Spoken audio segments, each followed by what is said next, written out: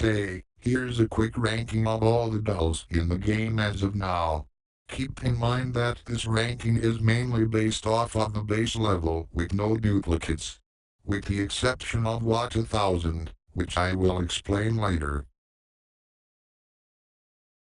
Starting off we have OTS 14 Groza. The first doll we will get in is a Sentinel unit.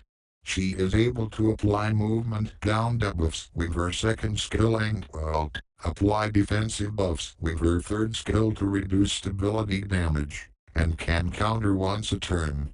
Decent for the early game but is better to replace her more challenging content. Next is Nemisis. She has one support attack per turn. If one of the closest two enemies are hit, defense decrease on S3 and does a surprisingly big amount of damage on ult, if contamination gauge is full. Unfortunately she is one of the slowest dolls in the game but her range makes up for it somewhat. Next is Krolic.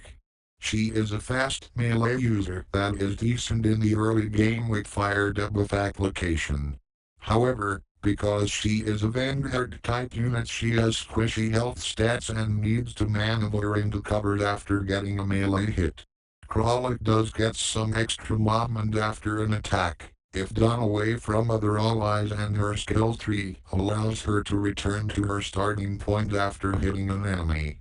Unfortunately, Krolic falls off hard due to with poor damage modifiers with not very many enemies having melee damage weakness to take advantage of, giving her a low ranking. Next is Colphene, a pure healer doll. She can heal stability, remove debuffs, KO heal with her skill 2 and apply some slight damage buffs. Offensive capability is lacking but does her job well for being a starter doll. Next is MP7, Cheetah, the free unit we'll be getting from pre-registration. She's a jack-of-all-trades support having access to an ult that gives a 15% damage buff that can heal every 2 attacks in support range, an AO attack that can be changed to an AO heal, and a direct fire attack with her skill 2. But why is she at the bottom tier? It is because she's a master of none and all of these aside from the damage buff from her ult are outclassed by healer or DPS specialists. Now for the absolute bottom of the list, Nagant. As a support with a handgun she has one of the shortest ranges in the game due to her weapon type and low damage numbers, while she can apply a corrosive debuff, and has overwatch at the end of the turn. Her pros don't justify bringing her over any other doll in the game, who are all capable at performing better. For another D-list ranker, we have WKD Lotta. She only does AO damage with her skills, applies defense decrease with her S2 and does one instance of damage at 30% of her attack in one enemy in her range, can synergize with Periyta at the early game. Otherwise does very little damage and can be outperformed by almost everyone.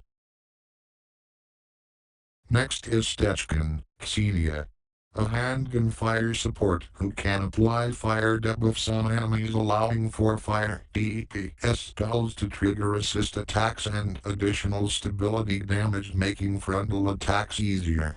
She also gives out a 15% damage buff in heal but is limited to single target heals. Has decent outputs in her heals and fire synergies. Next is Sharkry, a decent purple DPS by herself that can provide assist attacks on any enemy applied with overwhelming flame debuffs. But if paired with other fire dolls she can use up to 3 support attacks in a single turn, if equipped with her second skill key, and can shred boss stability. The next and last SR doll is Lotta. She is a decent SR grenadier that provides some assist attack towards enemies with ice weakness who get hit with her S2 and ultios. If Lotta hits at least 2 enemies with her ult, then she can use one of her other skills, including her S3, which refills her Confectance Index to full and gives her a damage increase buff. Now for the SSRs, starting off with the one everyone will get for free, Vepley. She is a fast-moving vanguard with an AO ult that applies a 20% damage received debuff, can stun mobs with her S3, and can push away mobs/break some terrain with S2. Damage numbers are lacking, but her movement speed and utility makes up for it. For Periyta, she is focused purely on AO damage, can do multiple assist attacks in a single turn off other AO attacks and shred stability with skill 2, and can reposition mobs with S3. Unfortunately, she was nerfed at the launch of the CN server and does marginal damage with the starting cast of AoE focused dolls. In the bright side, with the release of HK 416 in the future, her viability drastically rises up, becoming a very viable part of the later corrosive team. But otherwise she doesn't perform well in any other team. The next doll to get on this ranking is QPZ 191, Zhaozui. She is the most versatile doll in the game, able to fit in most teams for being able to use multiple assist attacks every turn by default with applied defense decrease debuffs before attacking. Her ult can give her a 30% damage increase for every support attack and adds an additional support attack if her Confectance Index is full. This puts her in the top of DPS charts when it comes to boss maps and works generally well in all other content. The next doll is Ak-alfa, Lotta. She is able to shoot and move twice on the first turn and consistently, while constantly gaining buffs, if able to counter water weakness. Otherwise her effectiveness against enemies not weak to water is lessened by a fair bit. A very viable standalone doll in non-elemental focused teams, otherwise for her self-critical buffs. The next doll is Spot 12, Sabrina. She applies global defensive buffs with her ult and counters with marginal damage. S2 and S3 applies water debuffs with marginal damage as well. Better to bring a DPS than a tank in most levels, but has some use in endgame boss stages when tanking is more viable. The next doll is Mosin Nagant. She can apply stun with electric skills and do 2 assist attacks per turn in enemies without stability. However, filling her Confectance Index relies on her doing these assist attacks, and in most mobbing situations the mobs will usually be dead. This locks off most of her skills in general content, but is better than Nemisis in boss stages. The next doll is PPSH, Vepley. She summons an Aegis in round start and heavily relies on the Aegis to do meaningful damage. S2 does an AO attack and buffs the Aegis's defense. S3 teleports it and allows it to do an attack, and the ult is a sync fire with PPSH and the Aegis. If the Aegis dies, she is effectively kneecapped and she only applies physical damage. Can be farmed to max dupes eventually, but much better alternatives are available in the meantime. The next doll is QPZ 95, Diane. She is a vanguard doll that boosts crit damage and applies stability damage before health damage that comes with the occasional counterattack. She has one of the highest movement ranges in the game and can gain permanent critical damage buffs per each ult usage. In addition, she can run away after each attack into cover, making her an easy unit to do hit and runs. The next doll is G46, Andoris. She is a healer with a global heal, AO heal, and synergizes with the fire team by being able to trigger supporting fire from other fire element dolls and passively heals at the end of each turn. Fits more in a fire team but is overshadowed in some endgame modes by another upcoming doll who is seemingly coming much earlier. The next doll is Imp9, Lotta.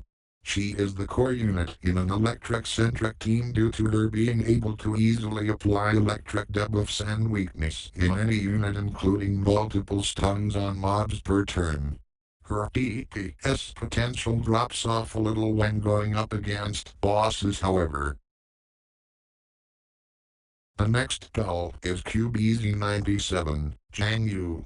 While able to apply stuns and do one counter per turn, she needs to have full Confectance Index to use her counter and refilling. That index is dependent on attacking enemies with electric debuffs with her skill 2 that has a 1-turn cooldown or dispelling buffs with her skill 3 in a 3-turn cooldown. This makes her incredibly awkward to use in any team that isn't focused on the electric element. On top of all of that, her PPS numbers don't really outperform too many dolls. The next doll is Lotta 1000, Macchiato. This will be the only exception on this list that I will go over for the delicate, because her skill 2 gets a massive DPS increase from having one dupe. Lotta 1000 skill 2 has a 160% and 30% crit damage boost and her ult lets her counter 2 times a turn as long as her shield is up. Like other rifle dolls in the game, she has one of the longest attack ranges with the lower movement speeds, and is the Overwatch doll.